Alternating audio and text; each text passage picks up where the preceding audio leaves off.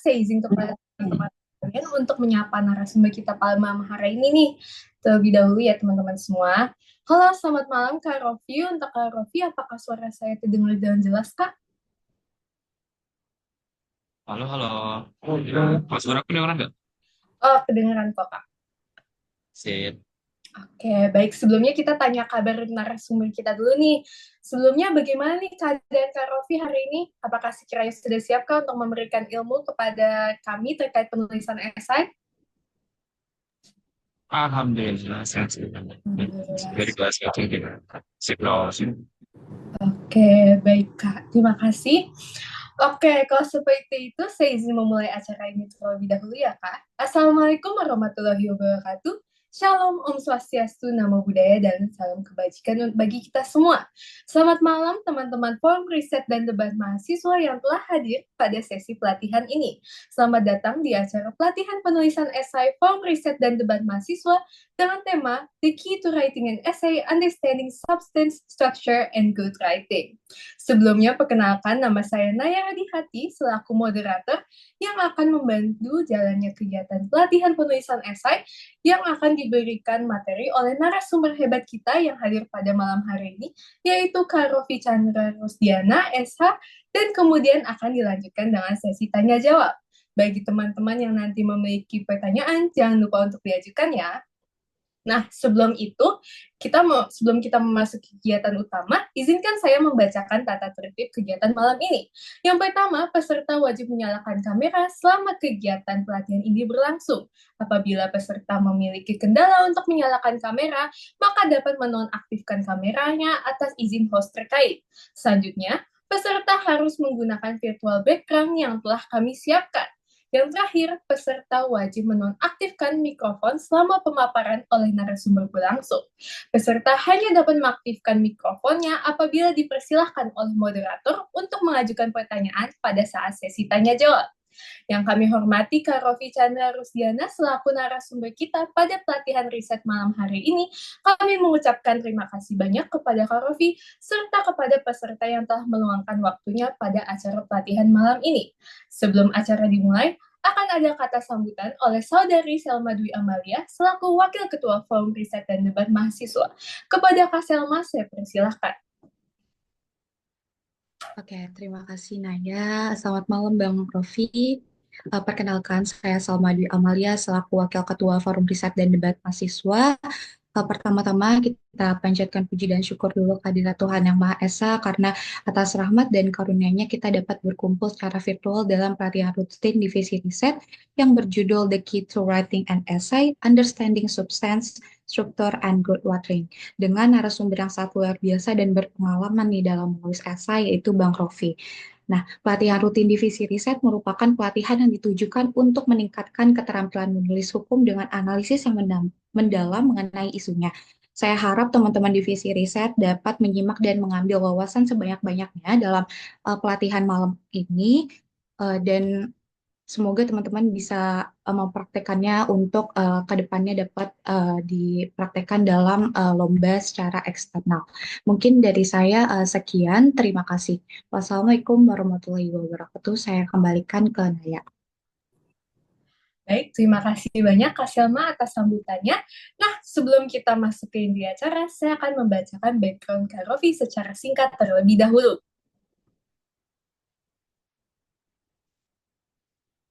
Baik, Kak Rofi Chandra Rusdiana SH merupakan fresh graduate dari Fakultas Hukum Universitas Indonesia yang baru lulus pada bulan Januari 2025.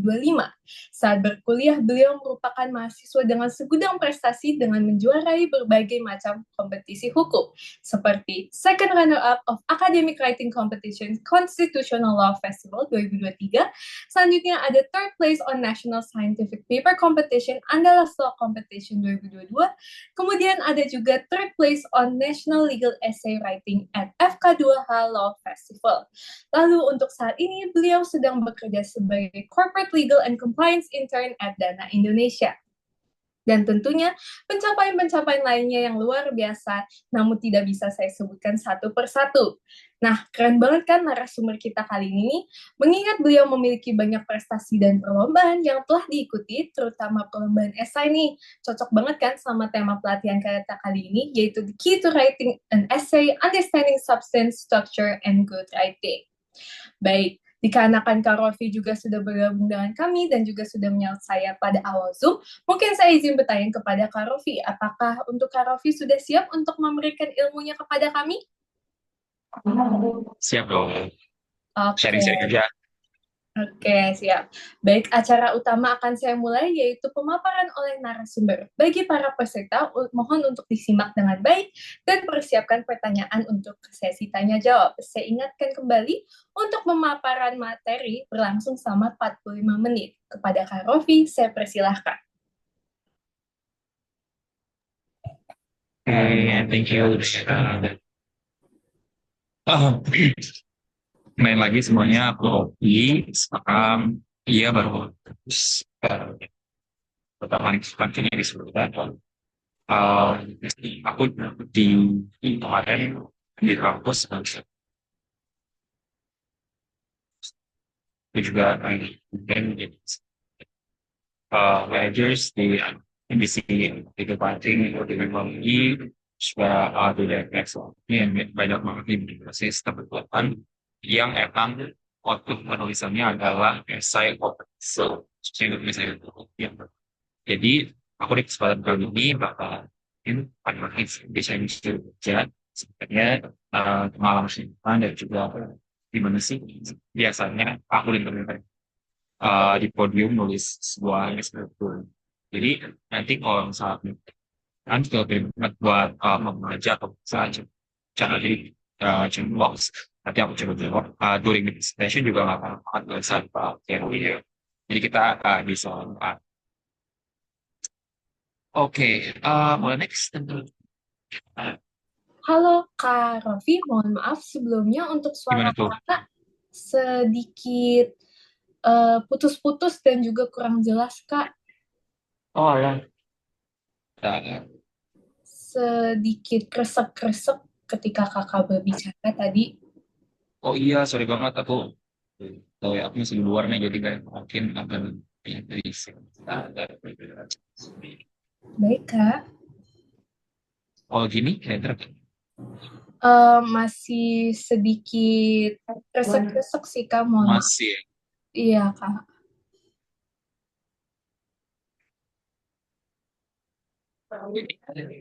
sama aja. Iya, masih sama aja, Kak. Gimana ya? Kalau kayak gini, better nggak?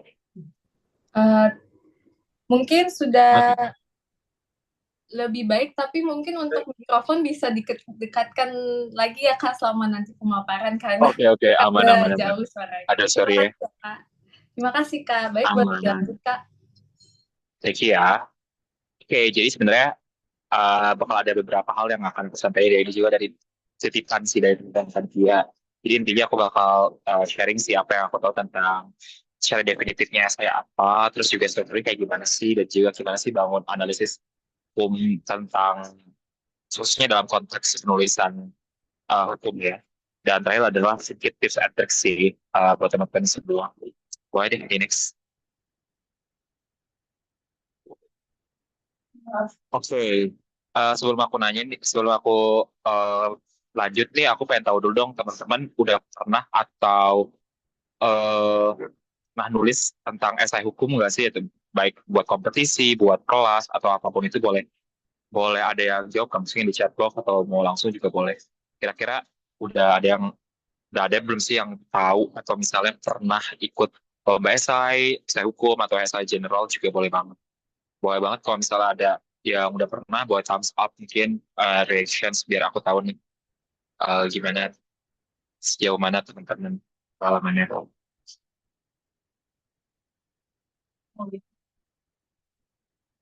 Oke, aku lihat sih belum ada ya. Berarti I assume jadi kita sama-sama belajar dari nol aja dulu kali ya. Jadi teman-teman basically esai as a karya tulis um, esai kalau bahasa Indonesianya SAI ya karya tulis fokusnya apa sih karya tulis ini ya adalah untuk mengkaji suatu isu gitu. Tapi bedanya adalah ketika kita berbicara mengenai esai, kita bukan penulisan naratif belaka, tapi juga kita harus pakai dua variabel nih. Yaitu pertama kita harus pakai variabel kritis.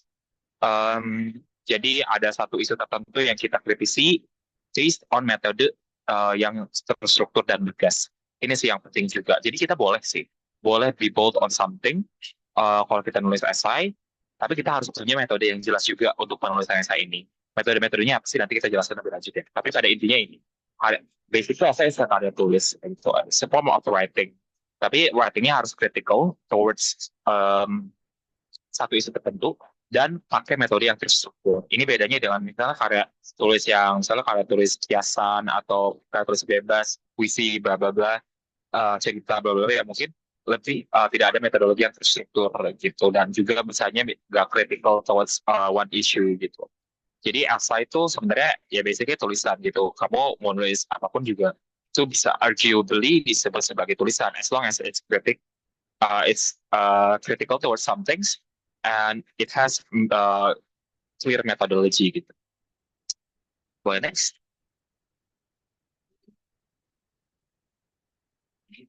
Sip.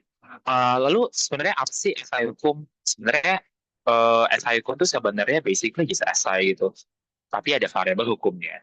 Jadi kita menggunakan metodologi dan kritik-kritik tentang isu-isu hukum. Gitu. Bedanya sebenarnya itu aja. Sebenarnya esai hukum nggak ada perbedaan yang signifikan banget sama perusahaan esai-esai secara umum, tapi bedanya ada variabel hukum di dalam dua variabel tadi. Pertama, isu yang kita kritisi adalah perlu isu hukum kalau kita mau nulis esai hukum gitu. Dan yang kedua adalah metodologi yang kita gunakan, termasuk dasar hukum, termasuk dasar penulisan, teori, dan juga sumber-sumber tulisan yang kita baca harus berbasis hukum. Kita breakdown dulu satu-satu dari isunya.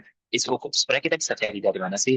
Banyak. Lihat sekitar, pasti every single thing in our life pasti ada isu hukumnya gitu. Isu hukum itu bisa banyak banget variabelnya. Bisa pertama, kita lihat secara legislatifnya ya, secara normatif. Apakah peraturan perundang-undangannya sudah jelas? Apakah sudah diatur? Apakah belum diatur? Apa memang kalau misalnya sudah diatur, apakah saling tumpang tindih dengan peraturan yang lainnya? Kalau kita misalnya sedikit tidak mau normatif, tapi lebih ke mungkin kita ke social legal ya, kita juga bisa melihat aspek-aspek hukum yang ada di masyarakat gitu, isu-isu hukum yang ada di masyarakat, gimana mereka perceive dan menerima hukum, dan gimana mereka menjalankan hukum yang ada di masyarakat tersebut. Itu bisa lebih ke non-normatif side of hukum, tapi itu tetap dalam koridor esai hukum. Tapi biasanya yang aku tulis adalah emang based on regulasi gitu. Biar jelas sekali bahwa itu esai hukum. Jadi kita lihat dulu regulasinya pertama, apa sudah diatur. Oh, sudah diatur, eh, apakah sudah definitif? Kalau misalnya masih udah definitif, kita bisa lihat juga apakah bertentangan dengan rezim regulasi-regulasi lainnya. Gitu. Kalau misalnya belum diatur sama sekali sama hukumnya, berarti apakah jawabannya perlu diatur? Karena nggak semua hal juga perlu diatur di hukum. Kalau misalnya semuanya diatur, itu sangat-sangat restriktif dan juga kita jadi sangat-sangat positifis ya. Ini a bit philosophical, tapi juga itu penting juga buat di note. Jadi nggak semua esai hukum berarti tulisannya harus ya udah bikin aja undang-undang baru, bikin aja peraturan baru, bikin aja peraturan pemerintah baru. Nggak juga gitu. Karena kita juga bisa lihat karena permasalahan hukum bisa jadi dijawab dengan solusi yang bukan hukum. Tapi kebalikannya juga bisa aja isu non hukum dijawab dengan hukum. Itu juga termasuk variabel dari isu hukum yang tadi aku pertama ngomongin. Yang kedua, metodologi hukumnya. Berarti basis-basis penulisan hukumnya juga harus benar. Jadi kalau kita tahu kan, mungkin semua institusi pasti hukum. Kalau sumber hukumnya berarti kita lihat dulu peraturan. Kalau nggak ada di peraturan, berarti lihat di jurisprudensi. Kalau masih di jurisprudensi nggak ada, baru kita cari layar ketiga yaitu sumber-sumber tersier hukum seperti pendapat ahli, buku, jurnal, dan sebagainya berkaitan dengan hukum. Jadi sebenarnya itu yang membuat sebuah tulisan tadi kita ketahui menjadi sebuah tulisan hukum atau esai hukum. Gitu.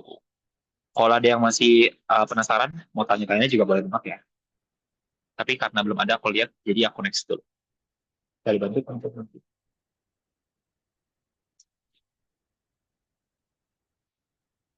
Sip.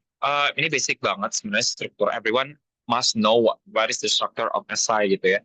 Tapi the tricky part adalah kita kadang-kadang nggak ngeimplementasikan struktur-struktur ini dengan baik dan benar. Gitu. Jadi ya basic banget sebenarnya. Everyone must know kalau struktur SI itu ya ada pertama pendahuluan, pembahasan, dan penutup. Tapi what makes this pendahuluan, this pembahasan, this penutup, if pendahuluan, pembahasan, dan penutup yang baik, kita bisa breakdown satu-satu ya. Boleh lanjut? Pertama, pendahuluan. Jadi sebenarnya best practice yang biasa aku terapin sih Kak Siti dan juga ke teman-teman yang biasanya minta bantuan aku untuk review essay mereka. Pertama, pendahuluan itu nggak boleh panjang-panjang. Kayak think about makanan ya, fancy dinner. Biasanya kita dibuka dengan appetizer dulu. Appetizer tuh ya nggak banyak gitu, cuma buat nyemil-nyemil aja. Tapi juga it is very important buat yang poin kedua nih, untuk ngasih urgensi, problem, scope of writing, dan brief solutions.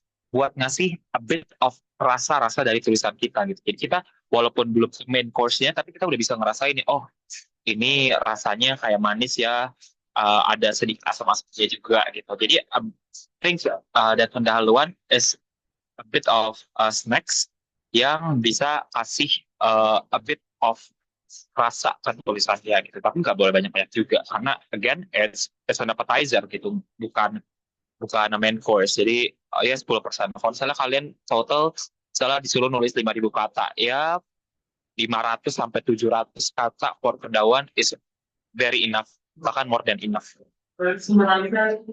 Biasanya juga ini poin ketiga, biasanya ngomongin tentang overview of the status quo. Jadi ngomongin overview of status quo itu kayak kondisinya ya. Jadi kayak permasalahannya itu apa sih gitu. Dan gimana sih nulis overview of status quo? Biasanya kita pakainya dengan proof of urgency juga. Jadi secara filosofis, secara liris, secara sosiologis ini basic banget. Biasanya juga teman-teman dari mana pun juga pakai ini. Jadi secara philosophical, secara misalnya kayak itu to the bigger scope of law, misalnya yang paling gampang lah pakai undang-undang dasar. Ini tuh backlash juga topik ini sama undang-undang dasar dan sebagainya gitu. Terus secara yuridisnya undang-undang terkaitnya apa, peraturan turunan terkaitnya apa gitu, udah diatur atau belum.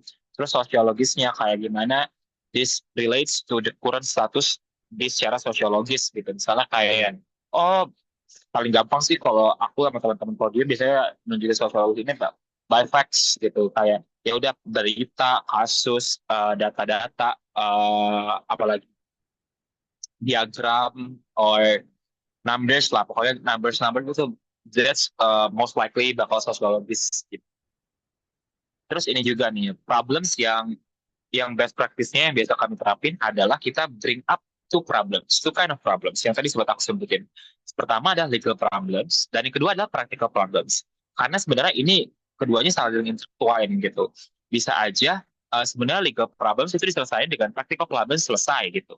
Tapi bisa juga legal problems yang harus diselesaikan dengan legal problems, dan juga mungkin practical problems dijawabnya sama legal solutions kayak gitu. Tapi to be safe dan for the sake of best practice buat template some kind of that, try to find this type of problems dulu, legal problems and practical problems. Mungkin masih ngawang ya sih legal problems dan practical problems. Gini, simpelnya gini, apa ya? Let's take an example of, tahu sih kalian isu-isu PPN deh, PPN 12%. Kalau kita lihat legal problems-nya apa sih? Mungkin is not well stated enough di undang-undang atau peraturan tertuang terkaitnya. Sebenarnya 12% ini dihitung dari apa gitu? 12% kali harga nominalnya atau 12% per apa gitu? Itu tuh nggak jelas mungkin ya di peraturan perundang-undangannya. Tapi praktikal problems-nya juga mungkin ya itu nggak jelas karena perhitungannya secara matematis nggak jelas gitu. Itu juga yang bisa jadi some kind of practical problems and legal problems.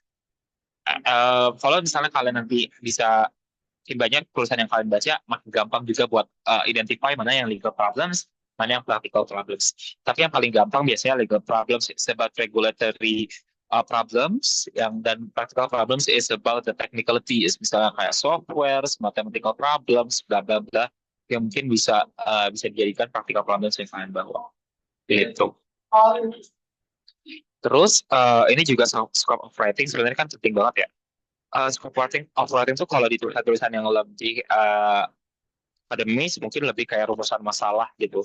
Dan itu yang bisa jadi harus di up juga sama teman-teman di pendahuluan, kayak misalnya, oh aku mau bahas tentang PPN. Aku mau bahas dua hal. Satu, bahas tentang apa itu pajak misalnya, dan kedua adalah harusnya pajak pertambahan nilai, maksudnya kayak gitu, dan yang kedua adalah apa masalah pajak pertambahan nilai di Indonesia. Udah, that's the scope of writing that I'm gonna bring up gitu ya. Udah, berarti di pendahuluan bawa itu, dan nanti di main body juga jadi guide buat kalian. Oh, gue nggak boleh kemana-mana nih. Gue cuma bahas dua. Gue nggak bahas sampai PPN buat di kesehatan atau PPN untuk barang mewah dan sebagainya. Udah, gue PPN per se aja, PPN doang. Ini juga penting buat pendahuluan. Biasanya ini preferensi masing-masing sih. Tapi biasanya kalau aku nulis pendahuluan, it start with a bold statement dan yang trick. Oh, jadi kayak kalau misalnya udah di awal tulisannya kayak Indonesia adalah negara hukum, kayak everyone writes that guys, jadi orang yang baca tuh kayak bosen gitu. Why not start with kayak Indonesia dalam bahaya, atau some kind of those bold statements yang bikin orang tuh tertarik. Kayak appetizer aja, oh anjir, appetizernya udah enak nih, berarti gue pengen lanjut nih ke main course-nya dan dessertnya gitu gitu. Jadi intinya adalah untuk grab the attention dan buat cari fit dari pembaca itu sendiri gitu. That's basically pendahuluan. Ada yang mau nanya dulu? Aman ya? Oke, boleh next. Nah, ini aku kasih contoh ya perusahaan aku ya pendahuluan. Jadi maksud aku appetizing words adalah kayak gini. Lebay sih kalau ini, makanya referensi ya. Tapi kalau aku suka kayak gini. Anak Indonesia dalam bahaya. Terus kayak orang yang baca kayak apa nih? Apa nih maksudnya gitu. Nah, itu baru dijelasin lagi sama aku backgroundnya, kayak pernyataan ini bukan tanpa dasar. Fakta bahwa kekerasan seksual bla bla bla bla bla bla bla baru dielaborasi gitu. Harus tetap nggak boleh terlalu menye-menye juga anak Indonesia dalam bahaya. Kita harus karena merdeka dari kungkungan bla bla bla. Nah, itu too much juga. Jadi kayak kamu pakai appetizing words tapi jangan lebay. Intinya kayak gitu. Tetap harus ada supporting arguments, data-data faktual yang juga mengikuti kata-kata appetizing kalian. Tuh. Jadi di paragraf pertama aku put into the background, into the context, apa sih yang lagi diomongin gitu. Oh, aku lagi ngomongin kalau misalnya kekerasan seksual terhadap anak nih lagi banyak di Indonesia. That's the fact, that's basically background yang aku bakal omongin sepanjang penulisan. Jadi it should be stated pertama gitu, karena biar kalau the art of the essay is to be concise, nggak bertele-tele dan lain sebagainya. Jadi kayak straight to the point. Baru ini biar kayak aku make it hukum touch gitu, aku langsung kayak pakai philosophical dan juga uh, judicial and sociological approach ya, buat proof dari oh ada masalah nih, gue masalah ngomongin tentang anak, kekerasan seksual pada anak, tapi apa urgensinya secara hukum gitu. Aku urgensi secara hukum ngomongin tentang kekerasan seksual pada anak itu ya dengan tiga hal ini. Dengan philosophical, bahwa di pasal 28 kita harus seluruh anak berhak atas perlindungan dari kekerasan, terus juga di perpresnya ada, dan secara sosiologis ini tuh sangat urgent karena banyak sekali orang yang mengalami kekerasan seksual. Jadi it proves the urgency legally gitu. Baru setelah aku masukin urgency, aku baru ke problem. Sebenarnya kenapa ini bisa terjadi? Masalah ini kenapa bisa terjadi gitu. Nah, aku biasanya problems itu bisa dua. Pertama adalah current solution, solusi yang ada sekarang yang di-offer sama pemerintah itu belum works to answer the problems. Misalnya kayak gitu. dan juga practical problem. Karena apa sih sebenarnya kayak behind all of the solutions, sebenarnya apa sih yang salah gitu. Kalau aku bisa di sini nunjukin kalau misalnya, oh udah ada loh inisiasi dari sebagai pihak, misalnya kayak ini dari UGM udah ada gitu, bla bla bla, aplikasi bla bla bla untuk menyelesaikan ini. Tapi itu salah sebenarnya karena solusinya berorientasi pada upaya represif gitu. Sedangkan yang dibutuhkan intervensi dari kekerasan seksual adalah harusnya preventif dan represif gitu. Oleh karena itu, harus nih ada proposal bla bla bla yang menjawab bla bla bla. Tuh. Dan scope of writing-nya adalah sebagai berikut. Jadi kayak gitu, scope of writing-nya tetap aku bilang kayak, oh aku mau ngomongin tentang permasalahan kondisi kekerasan seksual di Indonesia, terus aku ngomongin penerapan aplikasi kekerasan di Amerika Serikat dan India, terus aku mau ngomongin juga bagaimana gagasan aplikasi yang aku ajukan gitu. This is very basic yang bisa kalian jawab gitu. Itu ya. Oke, next.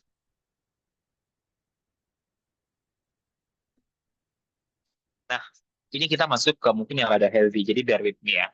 Jadi sebenarnya semua orang tuh punya preferensi masing-masing dalam penulisan. Tapi biasanya to make it kind of template dan kalau misalnya di kompetisi, ini insya Allah menang lah gitu. Itu karena biasanya bawa tiga hal. Pertama adalah masalahnya apa. We do have to elaborate dulu. Sebenarnya masalahnya itu apa? Main problemsnya itu apa sih? Tadi dari yang kejahatan seksual sebenarnya masalahnya apa? Apakah masalahnya ada di pemerintah yang solusi-solusinya nggak benar? Atau mungkin solusi-solusi yang sekarang sebenarnya udah ada tapi salah arah begitu. Itu juga kita harus cari masalahnya. Gimana sih cari masalah sebenarnya? Aku biasanya suka ngomong ke teman-teman, baca, baca, dan baca. Setelah baca, tanya, tanya, dan tanya. Begitu. Ketika kalian baca satu hal, satu tulisan, tanya ke tulisan itu. Tanya kenapa? Kenapa? Kenapa? Kenapa? Kenapanya harus kalian jawab. Gitu. Misalnya, oh kekerasan seksual lagi banyak banyak kejadian nih. Kenapa ya? Nah, baru kalian cari kenapa sih? Oh, karena mungkin eh, memang kasus kekerasan ini lagi meningkat dari tahun ke tahun gitu. Kenapa bisa meningkat gitu? Misalnya eh, ada tren eh, apa ya? Mungkin eh, fatherless or something. Gitu. Kenapa ya bisa fatherless? Mungkin gara-gara eh, kita kultur kita yang bermasalah bla bla bla tentang gimana kita relevansi ke melihat ke masculinity dan sebagainya gitu. Oh, kenapa ya masculinity ini penting dalam konteks kekerasan seksual? Oh, ternyata ada nih secara saintifik kita bisa lihat bahwa bla bla kayak gitu gitu terus gitu. Jadi tanya at least 5 kali kenapa kenapa dan kenapa baru kalian bisa cari root the problems dari permasalahan yang kalian omongin. Gitu ya.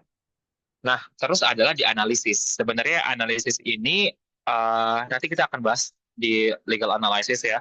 Tapi pokoknya kalian part of kalian nyari masalah dengan cara cari tanya why itu sebenarnya juga part of the analysis. Tapi kalau untuk SI hukum biasanya ditambahkan variabel tentunya tentang hukum itu sendiri gitu. Jadi kita bisa lihat dari secara peraturan perundang-undangan, terus kayak doktrin-doktrin, prinsip-prinsip hukum, kita bisa lihat dari segi analisis dan hukum. Baru kalau misalnya kalian SI hukum, terutama untuk kompetisi, please do offer the solutions juga. Gitu. Jadi jangan ngawang, oh masalahnya A, B, C, D, E, F, G. Gitu. Dan oke, berarti kita harus meningkatkan pemahaman tentang A, B, C, D, E, F, G. Oke, tapi kayaknya ada 1.000 tulisan dan anak SMA pun bisa ngomong kayak gitu deh. Terus kayak, what's the difference between you and anak SMA gitu ya? Kalian harus offer gagasan tertentu based on your analysis gitu. Gitu ya. Nah, ini ya roughly 70% lah dari total SI kalian gitu ya. Terus ini juga penting, Arel. Jadi karena pembahasan ini akan heavy, kalian harus tulisannya kohesif. Kohesif itu adalah gampang dibaca. Gampang dibaca sebenarnya banyak-banyak tekniknya, tapi teknik yang aku biasanya pakai adalah Arel.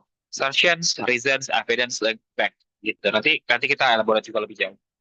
Terus jangan lupa juga SPOK-nya, karena kalau the list that we want to read adalah kalimat yang gak efektif ya. Jadi subjek, predikat, objek, keterangan itu harus selalu ada gitu di kalimat kalian gitu. Kalau dan juga avoid passive sentences. Saya di misalnya Indonesia diperlakukan tidak anak diperlakukan tidak baik oleh masyarakat sekitar gitu kayak oke, that's one thing yang bisa kita paham, tapi untuk kalimat teks-teks yang scientific, please do avoid passive sentences buat kayak biar lebih formal dan juga easy to read gitu. Ini tadi status quo comparative study ini sebenarnya ngikutin struktur kalian juga ya. Biasanya sih aku pakai comparative study biar kayak lebih gong aja gitu. Tapi kalau enggak pun nggak apa-apa sebenarnya, misalkan analisis dari segi hukumnya aja juga boleh gitu. Dan jangan terlalu banyak informasi, jangan too much irrelevant data tuh nggak bagus. Sebenarnya kalian kan tulisan hukum ya. Kalau tulisan hukum ya udah fokusnya ke hukumnya aja, jangan terlalu banyak irrelevant data yang kalian show gitu. Bagus kalau misalnya kalian bawa statistik dan sebagainya, tapi that's not the main point of your argument gitu. Kalau kita main data-data doang, sebenarnya ya udah tulisan kalian sebatas perang data aja, in which gak ada analisis yang lebih.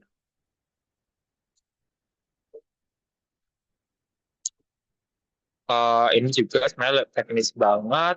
Satu paragraf itu 70% argumen kalian gitu. Jangan kayak eh, kalian ya udah ngomongin pasal gitu. Ya argumen kalian apa behind that pasal gitu. Tapi juga perlu disokong sama seperti itu dan seperti argumennya dengan apa? Dengan citations gitu, dengan footnotes, dengan referensi gitu. Dan juga tekniknya ya minimum tiga kalimat kalau misalnya satu paragraf dan lima baris sih. Kalau misalnya terlalu banyak atau terlalu sedikit itu biasanya susah bacanya dan gak enak bacanya. Ini juga ini tipis banget, bisa kalian masukin gambar, visualisasi, framework, statistik juga boleh banget gitu. Biar kayak secara visual kalian juga nggak bosenin gitu, ada warna-warni dan sebagainya. Go next. Bentar ya, capek juga nih aku minum. Aku mau minum.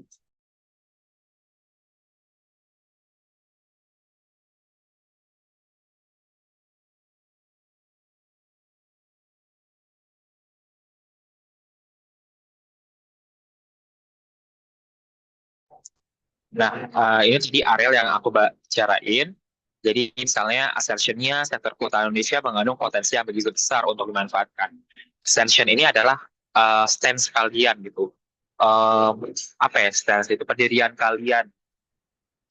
Research-nya kenapa? Karena sebagai pemilik hutan tropis terbesar ketiga di dunia, 160 bla bla bla-nya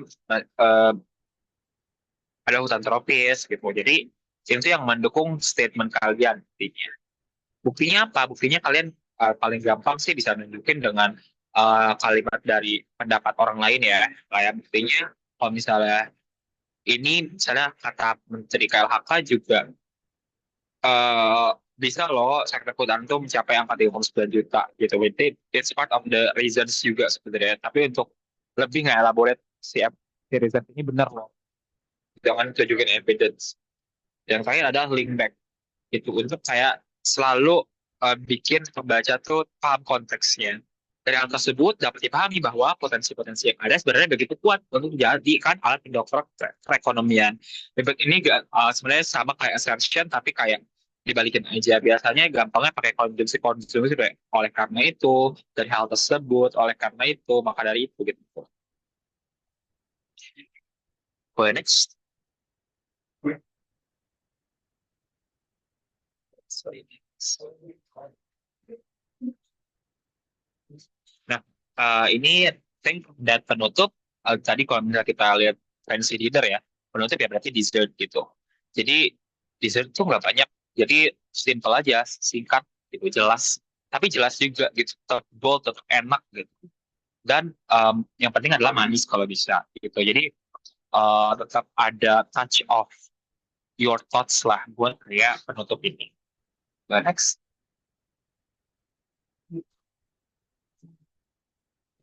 Nah, ini ya contohnya.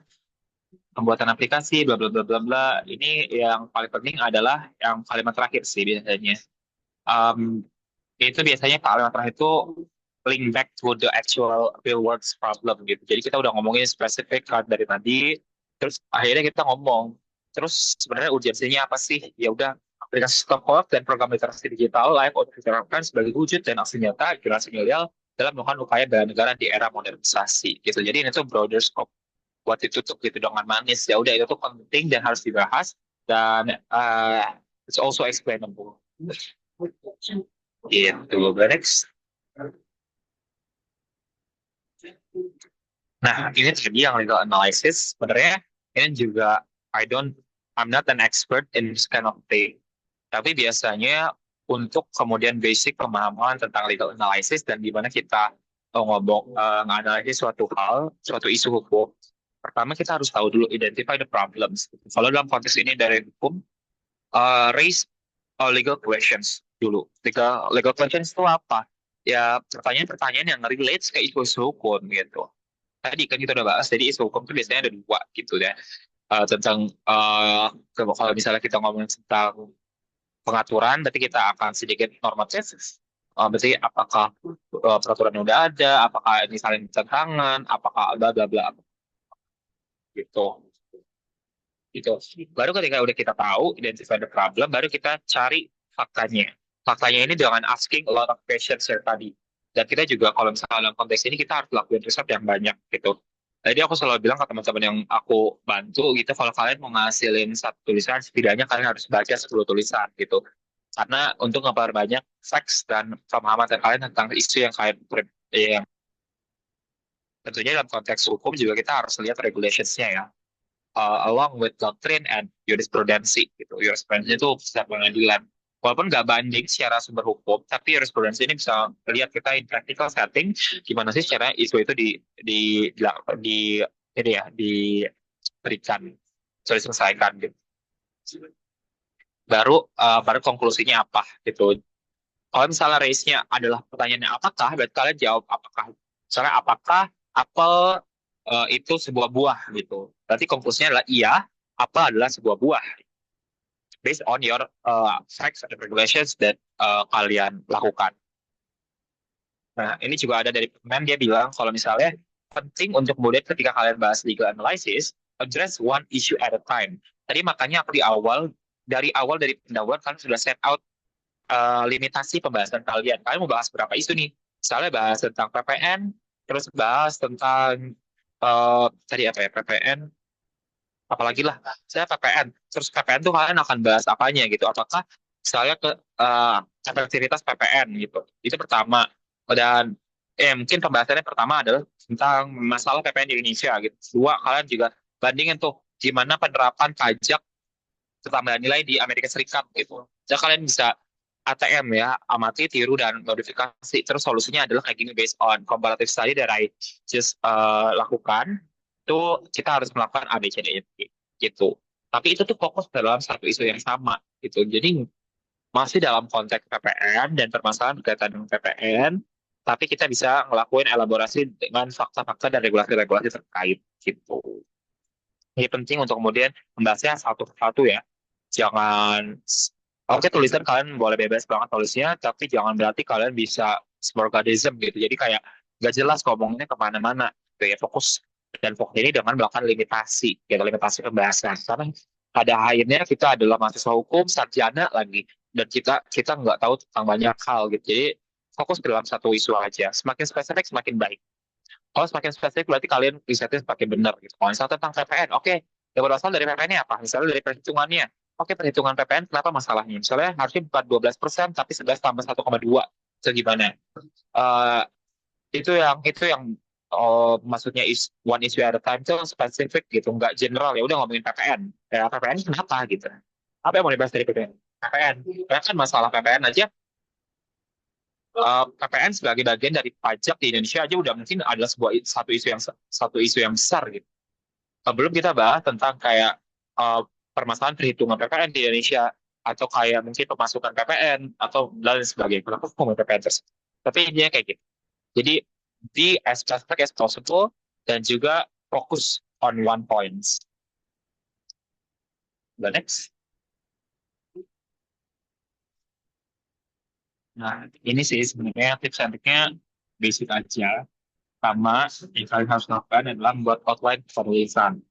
Biasanya kalau esai itu aku bahkan outline itu secara sangat spesifik per paragraf. Misalnya aku, oh disuruh 5.000 kata, oh 5.000 kata itu biasanya ya mungkin 20 paragraf lah gitu. Jadi tiap paragraf aku nulis, oh paragraf satu aku mau tulis tentang apa. Tadi kalau kalian masih ingat materi tentang assertion, RL tadi assertion, reasoning, link back itu, aku biasanya tulis setiap di outline aku tuh semua assertion yang aku mau tulis gitu. Jadi misalnya, oh uh, paragraf fakta bahwa hutan Indonesia itu sebenarnya luas gitu. Terus di paragraf kedua, sebenarnya ini penting karena secara filosofikal pasal 33 ayat 2 bla bla bla bla bla.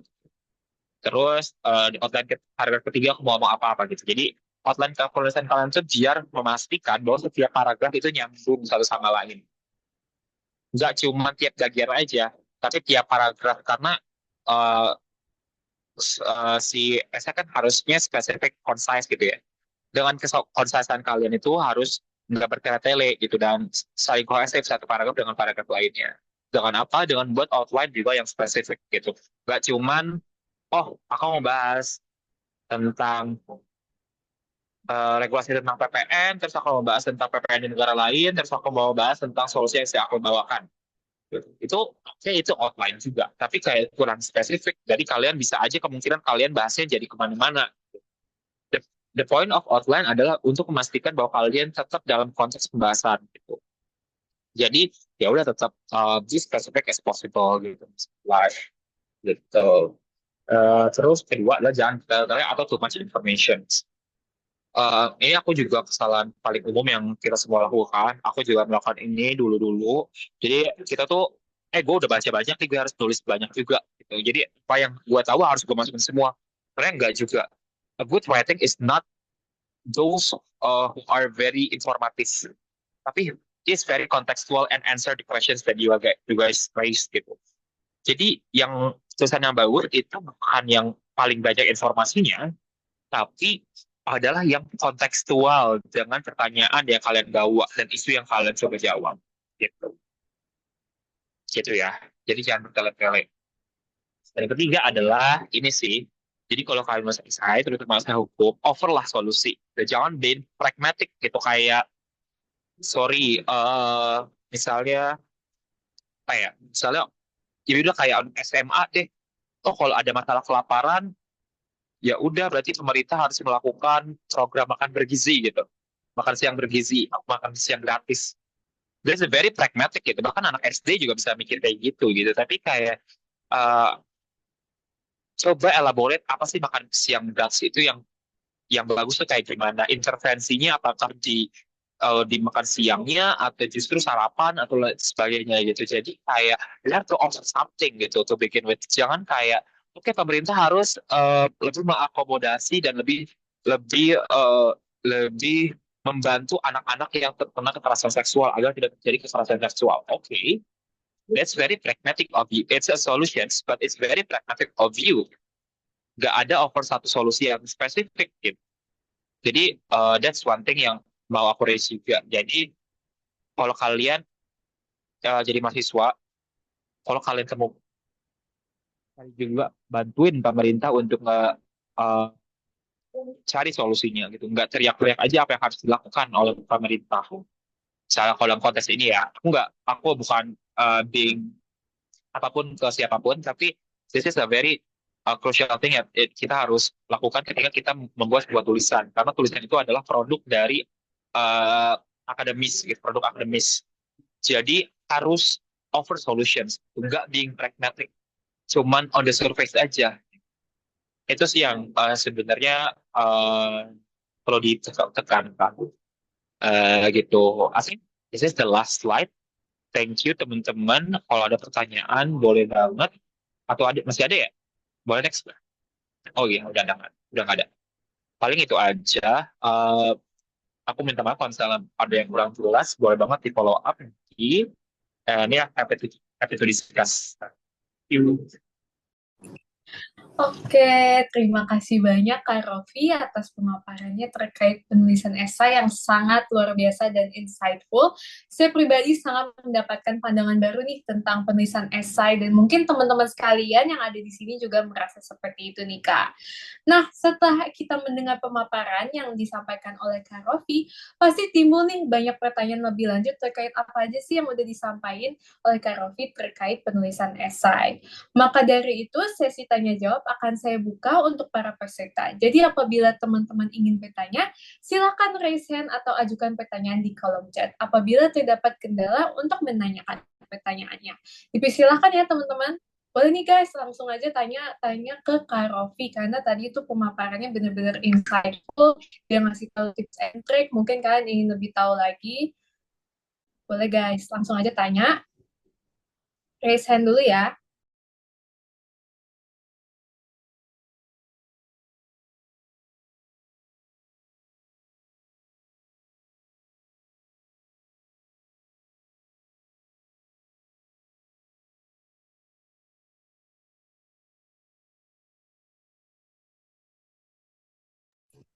Oke, mungkin ada yang pengen nanya pertama nih untuk Kak Selma. Boleh Kak on mic untuk mengajukan pertanyaannya kepada Kak Rofi? Oke, sebelumnya suara aku udah terdengar jelas belum, Nay? Sudah Kak.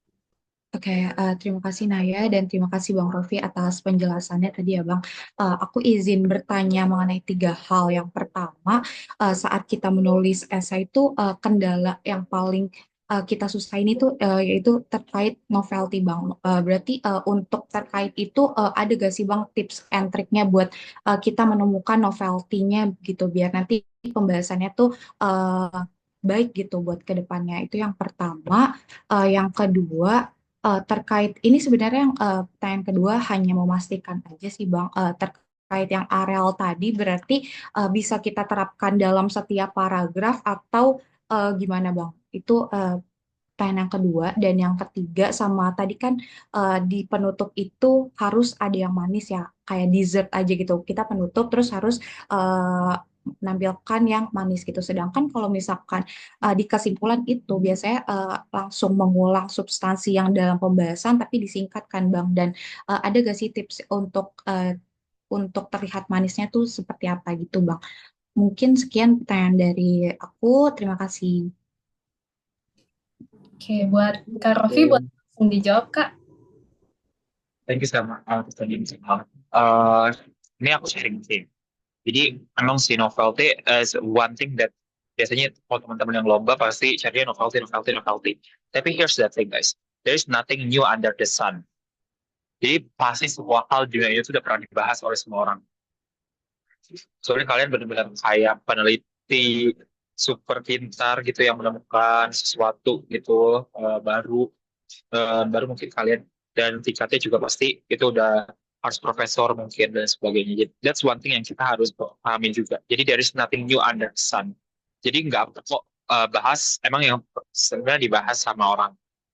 Tapi here's the tricky part.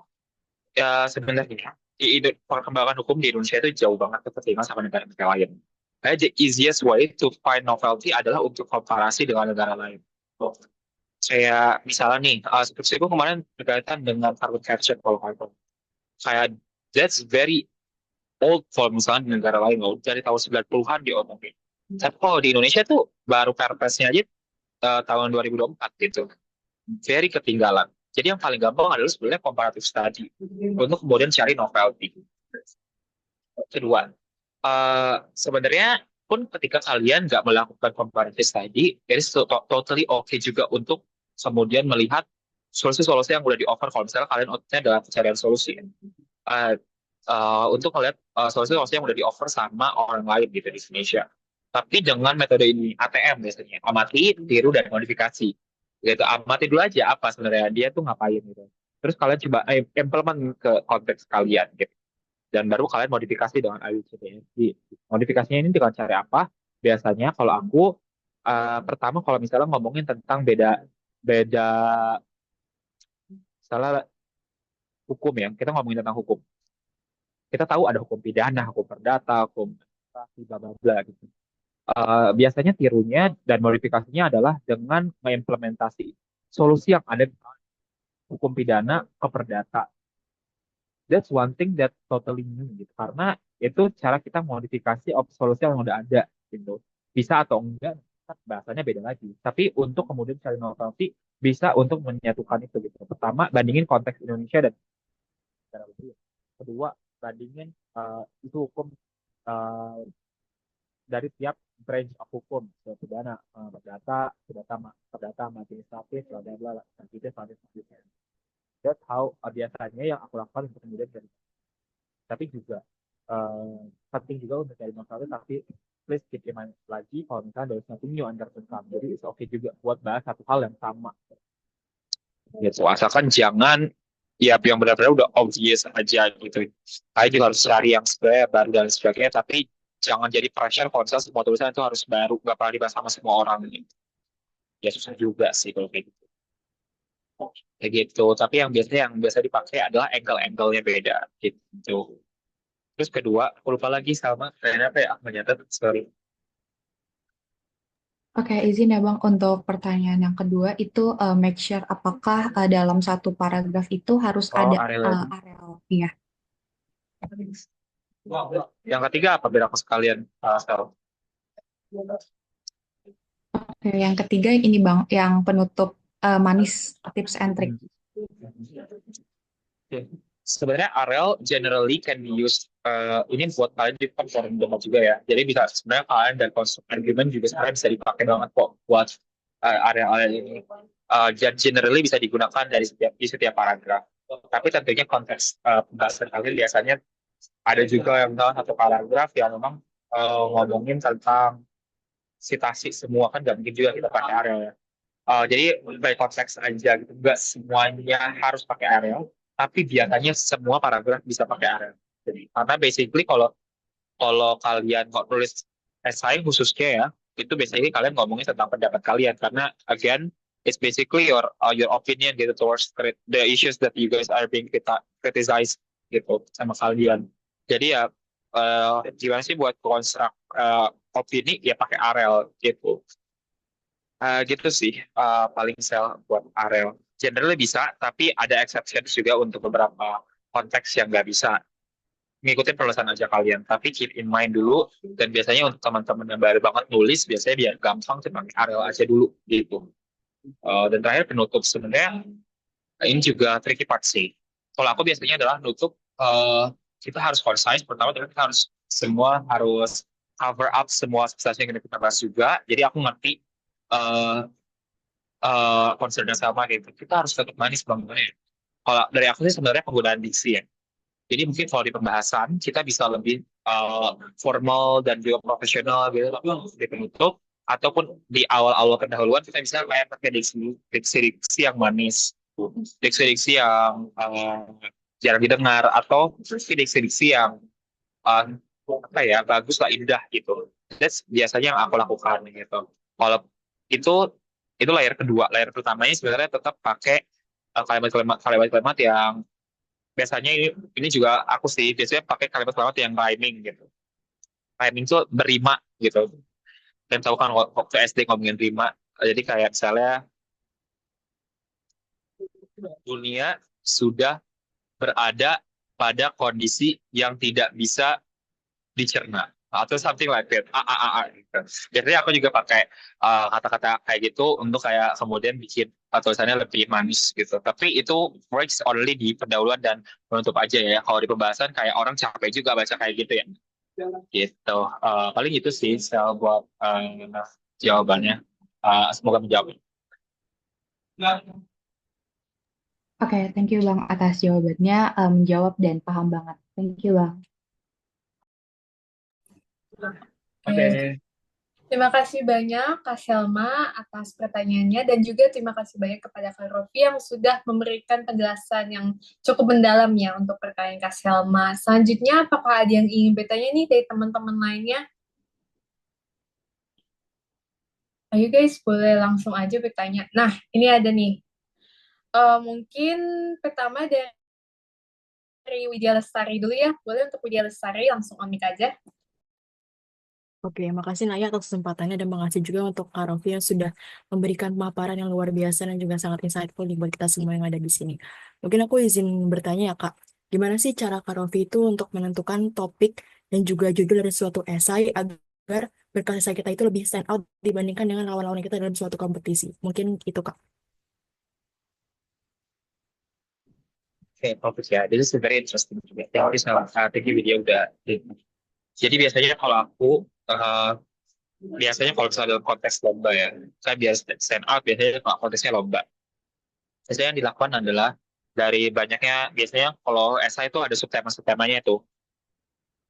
Biar stand out, kalian pertama risetin semua subtema yang dijabarin sama kompetisinya gitu. Misalnya ada 5 subtema, ya udah kalian cari dulu semuanya gitu. Jangan kayak karena kalian gue suka yang subtema 1 2 aja, jadi gue risetnya 1 2 aja. Gak bisa kayak gitu. Karena bisa aja 1 2 tuh kalian suka karena just because kalian one will think that way juga gitu. Kayak oh ya karena gampang dan semua orang pakai itu jadi kalian nggak akan stand out gitu. Dan juga mungkin pembahasan apa itu aja gitu. Tapi try to find mungkin subtema-subtema yang tanda kutip susah atau misalnya nyeleneh gitu. Sometimes itu juga jadi how do you stand out, itu pertama. Kedua sebenarnya topik stand out itu biasanya ini relate tadi pertanyaan sama si topik yang uh, no, no, gak usah hal-hal yang baru banget di dunia ini belum pernah ada, tapi juga misalnya tadi bisa pakai comparative study dan cross peminatan, bukan peminatan, branch of hukumnya cross gitu. Jadi nggak cuma kalau ngomongin pidana, nggak cuma pidana doang, tapi ada aspek-aspek administrasi gitu. Misalnya kayak kita kan tahu ya ada sanksi administratif, terus sanksi pidana, dan kalian pembahasannya di mix together. That will be something interesting juga to read gitu. Jadi kayak gitu sih. Jadi biasanya biar stand out, either kalian bawa something very new, which is very unlikely, atau kedua kalian interesting by just because kalian bring up itu beberapa field of law. Apa sih field of law itu kayak ya udahlah, field of law, pidana, data, itu digabung-gabungin, itu juga menurut aku menarik. Biasanya kayak gitu sih. uh, Paling itu yang bisa aku sampaikan.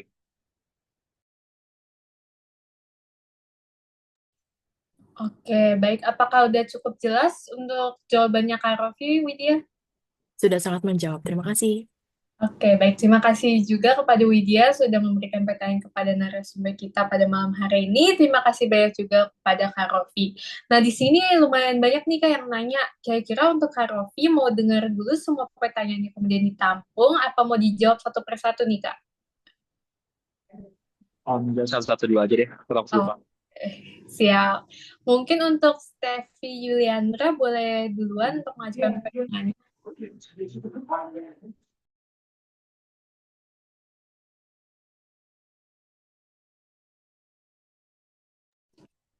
Oke, mungkin karena Steffi kayaknya lagi berkendala, kita lanjut dulu ya ke Ilaria. Kira-kira Ilaria boleh nih langsung ngasih pertanyaannya.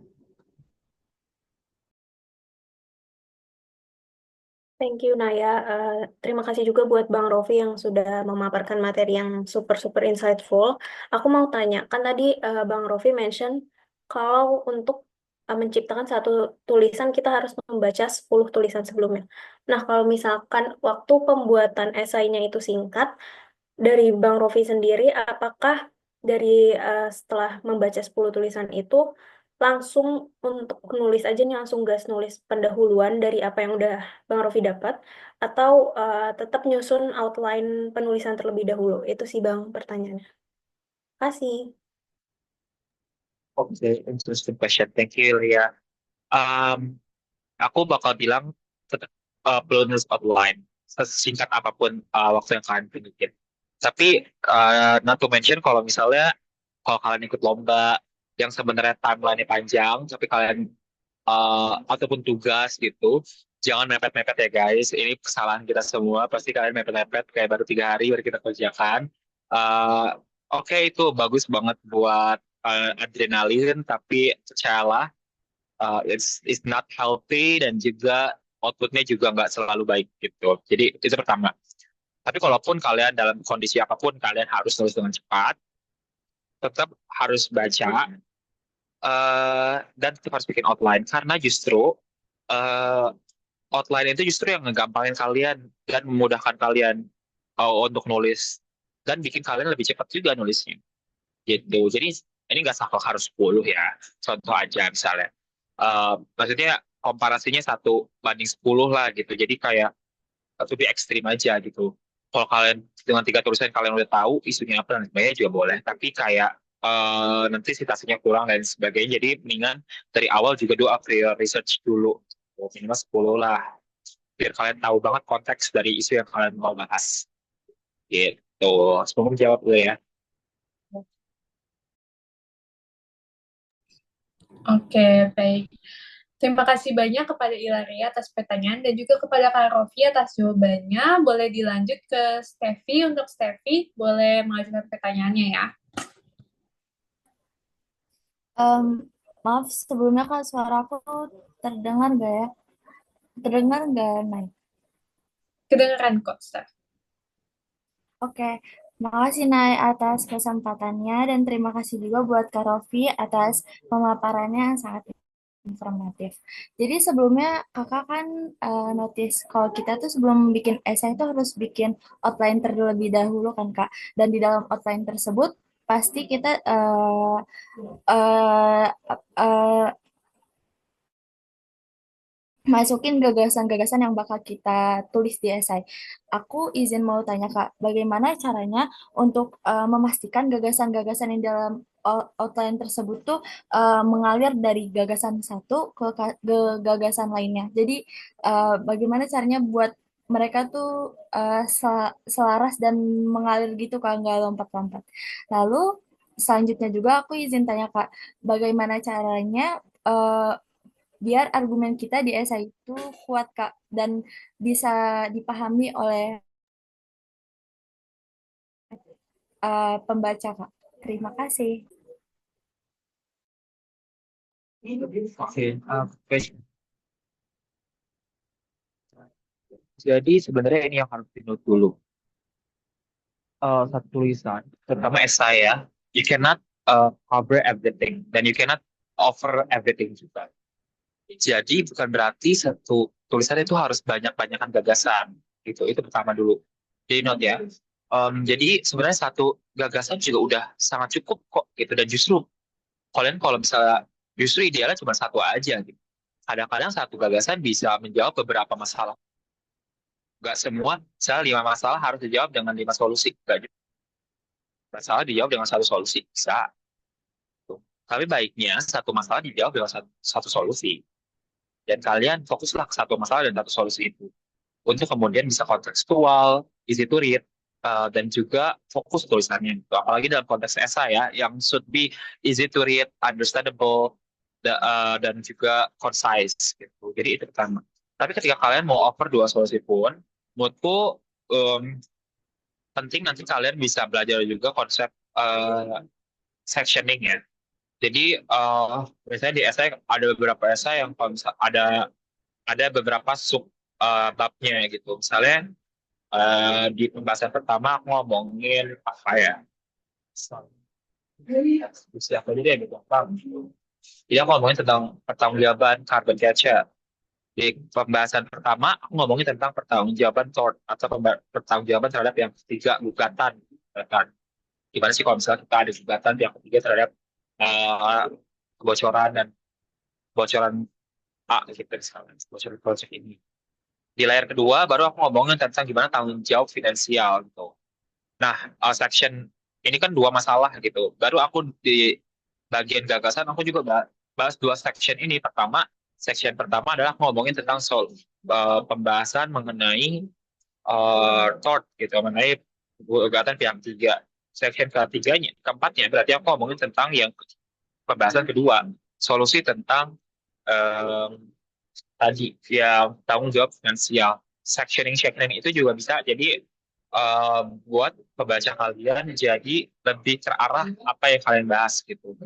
Jadi nggak perlu tuh esai itu tulisannya sakop aja A pendahuluan, B pembahasan, nggak perlu.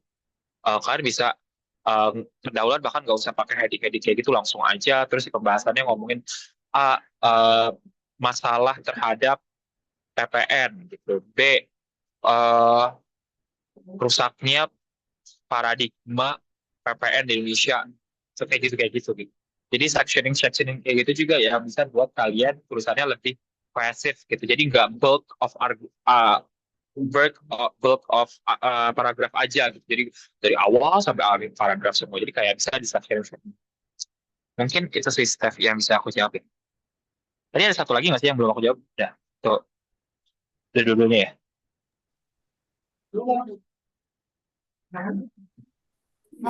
Yang bagaimana cara biar argumen kita di dalam esai itu kuat, Kak, tapi juga gampang dipahami oleh pembaca. Oh iya. Jadi sebenarnya argumen kuat itu biasanya kalau disupport dengan argumen lain gitu. Kayak siapa sih kita buat argumen sendiri gitu ya, kita harus ada support argumen sih. Support argumen itu kalau secara hukum ya jangan peraturan terkait atau misalnya dengan doktrin terkait atau dengan prinsip-prinsip terkait. Sebenarnya kalau kalian nge-implement tadi area-area tadi sebenarnya insya Allah udah kuat sih argumen kalian kan. Terus ada buktinya gitu dan ada link backend. Sebenarnya itu, tapi yang paling penting juga adalah untuk citasi ya. That what makes your tulisan itu stand out sebenarnya semakin banyak citasi berarti kalian semakin banyak baca gitu. Berarti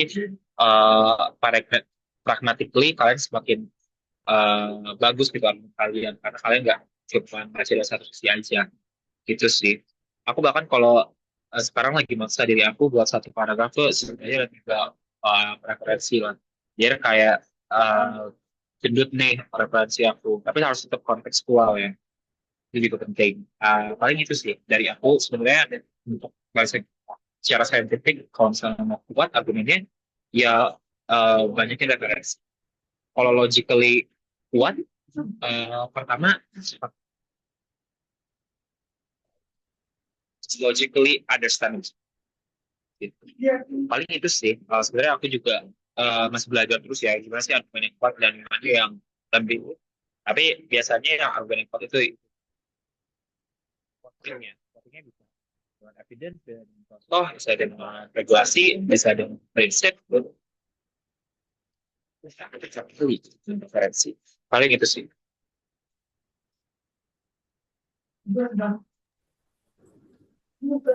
Terima kasih banyak, Pak, atas jawabannya. Oke, ini baik untuk pertanyaan terakhir nih Kak, supaya tidak berlama-lama lagi. Untuk Rafid, boleh langsung bertanya ya ke Kak Rofi sebagai pertanyaan terakhir untuk malam hari ini.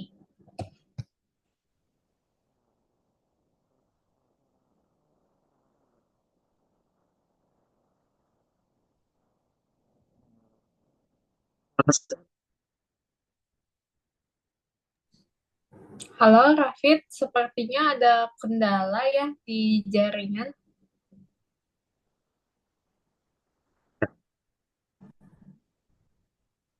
Lewat chat aja ya. Tes. Oh, ini udah ada suaranya nih. Oke, saya izin bertanya Bang. Eh, dalam suatu penulisan esai itu kadang-kadang kan kita novelty-nya itu paling banyak adalah melakukan perubahan terhadap undang-undang gitu Bang. Ada nggak sih Bang solusi atau tips atau trik agar tidak melulu gitu loh Bang dalam lalu solusinya ada perubahan terhadap peraturan. Dan yang pertanyaan adalah saya ingin bertanya Bang mengenai tool yang menarik dalam sebuah esai, cara membuatnya seperti apa? Terima kasih. Oke, thank you Rafid. Nanti pertanyaan kedua buat diulang ya soalnya aku putus-putus. Jadi aku jawab dulu tentang kayak solusi gagasan kayak pertama, please hindari gagasan ganti undang-undang ya. Kayak this very pragmatic gitu. Karena of course kalian gak usah nulis SK juga bisa langsung bilang aja ya udah pada masalah ini nggak aja undang-undangan, ada aja undang-undangan. Gitu, it's not a solution gitu. Itu itu solusi yang bukan solusi gitu, yang kayak tanpa didukung dengan scientific juga ya bisa. Tidak semua orang bilang ya udah tinggal ganti aja, tinggal ganti. Nah, jadi avoid ngomong tentang solusi kalian adalah ganti ganti undang-undangnya. Tuh. Yang biasanya aku lakukan adalah instead of kita ngomongin tentang regulasi aja, kita ngomongin mekanisme. Gitu. Jadi mekanisme itu apa sih? It's produk gitu. Kalau misalnya kita ngomongin tentang PPN tadi lah, kita ngomongin tentang masalah perhitungan 12% gitu. Jadi kita challenge 12% itu, kalau misalnya masalahnya adalah kenapa harus 12%, kita challenge misalnya dengan perhitungan the economic of law or something gitu. Jadi mekanismenya adalah kita ngejabarin kayak what is the economic of law gitu. Boleh solusinya ngeganti undang-undang, tapi itu sebagai supporting dari mekanisme kita gitu. Yang mau kita lakukan adalah merubah misalnya jadi 11% gitu. Tetap jadi 11%. Itu mekanisme yang kita ajukan. Step by stepnya apa? Pertama kita harus tentunya ganti PMK-nya, peraturan Kementerian Keuangannya jadi 12, jadi 11%, syarat 12%. Kedua, baru kita bikin pakai rekening bersama masyarakat apa kayak gitu. Jadi gagasan yang di-offer itu biasanya yang novel dan menarik itu adalah tentang it's a mechanism atau it's mekanisme atau framework gitu. Ada beberapa layer solusi. Boleh banget kok ganti undang-undang, and itu juga penting gitu. Tapi jangan jadi soal dari salah satu, jadi satu-satunya solusi yang kalian offer gitu. Karena semua orang bisa ngomong kayak gitu gitu. Jadi misalnya itu jadi bagian dari layer-layer mekanisme yang kalian ajukan aja, if it makes sense gitu. Yang kedua tadi apa? Raffi boleh ulang? Cara membuat suatu judul yang menarik para Oh prospek. iya, judul. Aku tadi nggak bahas judul. Thank you nih, udah bring up. Sebenarnya aku juga masih belajar banget ya tentang kayak nulis judul. Tapi yang biasanya dan sepatutnya ada di judul adalah pertama, gagasan yang kalian bawa. Kedua, masalah yang kalian angkat. Dan ketiga adalah urgensi yang kalian bawa. Misalnya kita tadi ngomong PPN lagi. Aku sebenarnya nggak jago PPN, tapi kenapa aku udah tadi ngomong PPN ya? Anyway, misalnya nih penerapan the theory, the economic of law, teori economic of law, itu gagasan kalian dalam permasalahan perhitungan PPN, pajak pertambahan nilai di Indonesia. Yang kedua, masalah ketiga, urgensinya untuk menciptakan bla bla bla ekonomi yang lebih sehat dari segi hukum bla bla bla. Urgensinya itu untuk apa gitu. Jadi biasanya template-nya kayak gitu sih untuk ngomongin judul. Boleh sedikit lucu-lucu, biasanya ada kan esai, judul-judul esai yang ada singkatan-singkatannya, itu juga boleh. Atau mau philosophical dikit juga boleh. Tapi biasanya template-nya setidaknya ada 3 hal itu gitu. Gagasan yang kalian bawa, masalahnya apa, dan apa yang kalian harapkan, tujuan atau urgensinya. Itu sih paling rapid.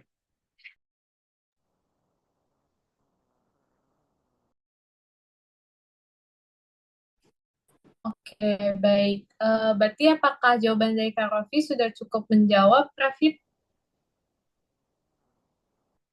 Oke, sepertinya sudah ya. Dan baik, sehubung telah disampaikan pertanyaan terakhir, maka telah berakhirnya sesi tanya jawab. Kemudian izinkan saya untuk memberikan kesimpulan terkait pemaparan pada malam ini. Kak Rofi sudah menjelaskan bahwa esai hukum tidak memiliki perbedaan yang jauh dengan esai secara general. Bedanya esai hukum hanya memiliki variabel isu hukum dan metodologi yang berbasis pada hukum, yaitu seperti mengandung jurisprudensi, jurnal, buku yang berhubungan dan hukum. Hal-hal tersebut yang membuat sebuah esai hukum. Kemudian untuk struktur sendiri terdapat pendahuluan, pembahasan untuk penutup. Untuk pendahuluan, menyampaikan overview of the status quo atau permasalahan yang ingin disampaikan dalam esai. Ditulis secara filosofis, yuridis, dan sosiologis. Tak lupa juga Kak Rofi juga menyampaikan bahwa dalam bagian pendahuluan, lebih baiknya terdapat legal problems dan juga practical problems. Pendahuluan harus memiliki kalimat awal yang menarik perhatian para pembaca dan juga nyentrik. Selanjutnya, untuk pembahasan sendiri, terdapat masalah analisis dan gagasan. Kemudian Kak Rofi pun memberikan tahu kalau dia menggunakan teknik Arel. Nah, itu bisa dipakai tuh tips and trick dari Kak Rofi. Selanjutnya, untuk penutup, yaitu menjelaskan simpulan secara singkat, jelas, dan padat. Dalam penulisan esai hukum, tentunya penting melakukan legal analysis yang memiliki 3 tahapan, yaitu identify the problems, isu hukum apa yang kami ingin angkat di esai, kemudian facts plus regulation, yaitu peraturan yang memiliki keterkaitan dengan isu hukum, dan terakhir adalah konklusi dari analisis isu hukum. Penting untuk diketahui ketika melakukan legal analysis untuk melakukan analisis setiap isu satu persatu. Semakin spesifik, semakin bagus. Kemudian yang terakhir, Kak Rofi sudah menyampaikan tips and trick, yaitu membuat outline kepenulisan untuk tetap dalam konteks pembahasan supaya lebih spesifik. Jangan bertele-tele, dan yang terakhir adalah menawarkan gagasan atau solusi yang mudah diterapkan dan juga spesifik. Baik, dan sebelum kita menutup acara pada malam hari ini, apakah sekiranya Kak Rofi bersedia nih untuk menyampaikan 1 atau 2 kata sebagai closing statement di penghujung acara pada malam ini? Oke dong, thank you banget Naya dan teman-teman yang udah undang aku. Note, guys, semua yang aku sampaikan itu nggak benar. Ini aku sharing-sharing aja. Dan satu hal yang sih aku mau pesan ke teman-teman, one thing that bikin aku bertahan di fakultas hukum itu adalah mungkin karena pengalaman-pengalaman nulis aku gitu. Jadi mau kalian emang suka nulis atau emang kalian baru pertama nulis, penulisan hukum itu sangat penting banget untuk kalian miliki, apalagi sebagai sarjana hukum nantinya gitu.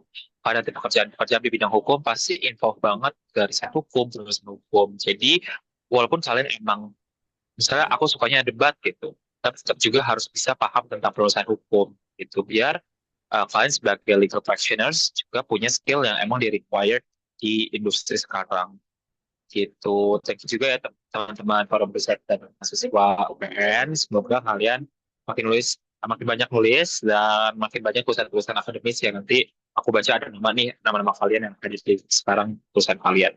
Tuh. Paling itu aja. Thank you dan good writing. Baik, terima kasih banyak Kak atas closing statement-nya. Nah, teman-teman, setelah kita mendengar closing statement nih, menjadi pertanda bahwa kita sudah berada di ujung acara pelatihan penulisan esai pada malam hari ini. Untuk Kak Rofi, kami ucapkan banyak terima kasih atas kesediaan Kak Rofi untuk memberikan ilmu yang berharga ini kepada kami semua. Semoga Kak Rofi senantiasa diberikan kemudahan dalam segala urusan karir ke depannya. Baik, sesi selanjutnya kita akan melakukan penyerahan sertifikat oleh Saudari Selma Dwi Amalia selaku Wakil Ketua Forum Riset dan Debat Mahasiswa untuk diberikan kepada Kak Rofi, dan kepada operator mohon untuk dibantu mendokumentasikan. Baik, izin menyerahkan sertifikat ya Bang. Sebelumnya terima kasih banyak Bang udah sharing-sharing malam ini. Semoga Bang Rofi sehat terus dan lancar terus buat urusan ya Bang. Mohon diterima sertifikatnya. Baik, terima kasih banyak Kak Selma. Untuk mempermudah sesi dokumentasi, maka saya akan memberikan aba-aba 1, 2, 3 kepada operator. Operator mohon untuk dipersiapkan. 1, 2, 3. Baik, terima kasih. Sebelum ditutup, kami mohon izin untuk melakukan sesi foto bersama terlebih dahulu ya, Kak. Bagi teman-teman yang belum on-cam, yuk dipersilakan untuk langsung on-cam ya. Ayo guys, langsung on-cam, kita akan mulai sesi foto bersama nih. Masih banyak yang masih off-cam, langsung aja yuk di on-cam aja, supaya tidak berlama-lama lagi. Oke, kepada operator dipersilakan. Saya akan hitung ya. 1, untuk slide 1 terlebih dahulu ya ini. 1, 2, 3.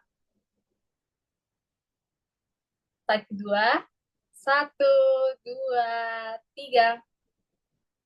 Oke, slide berikutnya. 1, 2, 3. Oke, untuk operator apakah sudah terdokumentasi semuanya? Baik, sepertinya sudah ya.